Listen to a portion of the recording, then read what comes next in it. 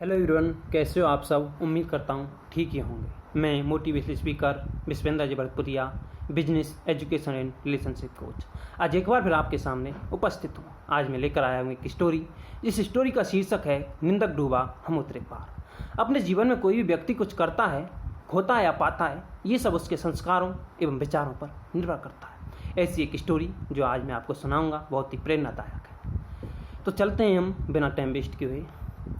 एक राज्य की कहानी है। एक राजा जो अपनी राज्य की प्रजा का बहुत ध्यान रखता था। राज्य में सब कुछ कुशल मंगल चल रहा था। बस राजा को एक कमी थी कि उसको कोई पुत्र नहीं था। उसने भगवान से प्रार्थना की और प्रण लिया कि हे ईश्वर, मुझे एक पुत्र रत्न की प्राप्ति दें और उसी दिन से मैं 100 अन्य व्यक्तियों को खीर खिलाना आरंभ कर दूँगा। ईश्वर की करनी हुई कि उसे एक पुत्र रत्न की प्राप्ति हुई। राजा ने उसी दिन से 100 अन्य व्यक्तियों को खीर खिलाना आरंभ कर दिया। ऐसा कार्य राज्य की प्रजा के साथ कुशल मंगल अच्छी तरह से चल रहा था। होता क्या है, एक दिन जिस अंधे व्यक्तियों की खीर के लिए दूध से जो खीर बनती थी, उस दूध में कोई सांप फन मार जाता और विष छोड़कर चला जाता। उस दूध से बनी खीर को 100 अंधे व्यक्ति खाकर मर जाते हैं। जब राजा को ऐसा पता चलता है, वो भयभीत होता है। अपने पाप से मुक्ति पाने के लिए अपनी प्रजा को मंत्रीगणों के अधीन छोड़कर जंगल की तरफ निकल पड़ता।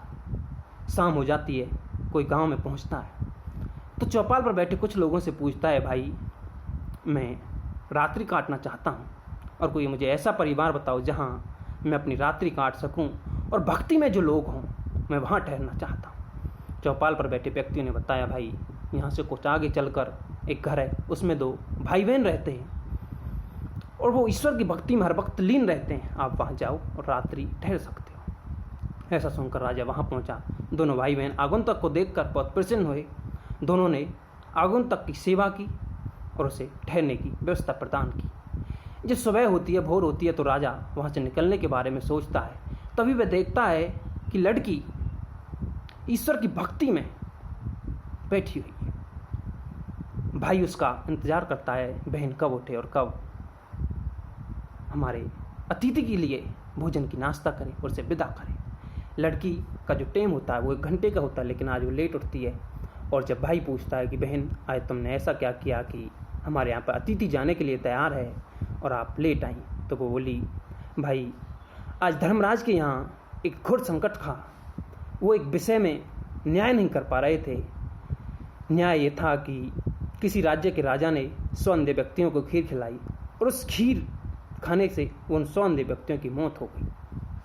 अब धर्मराज संकट में है, उसका पाप किसे लगे, उस सांप को, उस राजा को, या उस व्यक्ति को, उस रसोइये को जिसने खीर बनाई थी, जिसने दूध को खुला छोड़ा था।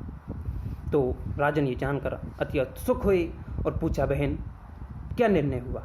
तो वो लड़की बोली कि भैया अभी कोई फैसला नहीं हुआ, फैसला कल होगा। तो ऐसा सुनकर राजा बोला कि मैं यहाँ क्या 2 दिन और ठहर सकता हूँ। मुझे ये परिवार बहुत अच्छा लगा, भक्ति में लीन है, मैं भी ऐसा ही परिवार चाहता था रहने के लिए। तो दोनों भाई बहन बोले कि आप बहुत ज़ोर से रह सकते हो और कितने दिन रह सकते हो, हमें भी आपसे मिलकर बहुत अच्छा लगा। इधर दूसरी तरफ चौपाल पर बैठे व्यक्ति सोच रहे थे कि जो व्यक्ति कल आया था, एक रात्रि ठहरने के लिए बोल रहा था, शायद जवान लड़की को घर में देखकर उसके दिल में लालच आ गया होगा और उसे भगा कर ले जाने के चाह में होगा। उसकी नीयत खराब हो गई होगी उस जवान लड़की को देखकर। चौपाल पर बैठे व्यक्ति ऐसा बुरा भला उस राजन के बारे में सोचते रहे। उधर दूसरे दिन भोर होती है, लड़की भक्ति पर बैठ जाती है।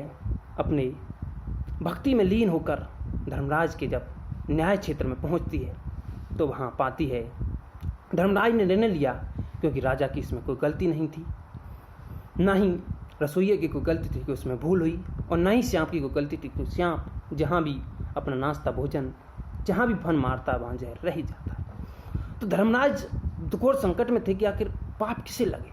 उधर दूसरी तरफ धर्मराज देख रहे थे कि राजा निष्पाप है, निश्चल है, उसके दिल में कोई पाप नहीं है, लेकिन चौपाल पर बैठे व्यक्ति उसके बारे में भला भला सोचकर उसके पाप न अपने सिर ले रहे हैं। और धर्मराज ने फैसला कर दिया कि ये पाप उन चौपाल पर बैठे व्यक्तियों को लगेगा जो इस बारे में बुरा भला सोच रहे हैं।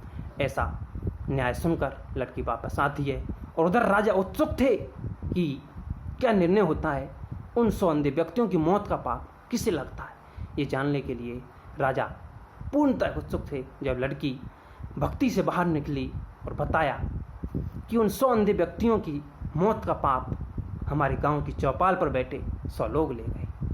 वो लोग ले गए जो कि किसी के बारे में भला भला सोचे। अर्थात शीर्षक ये है कि जितना भी समय हो सके अपने बारे में दें, ना कि दूसरे के बारे में दें।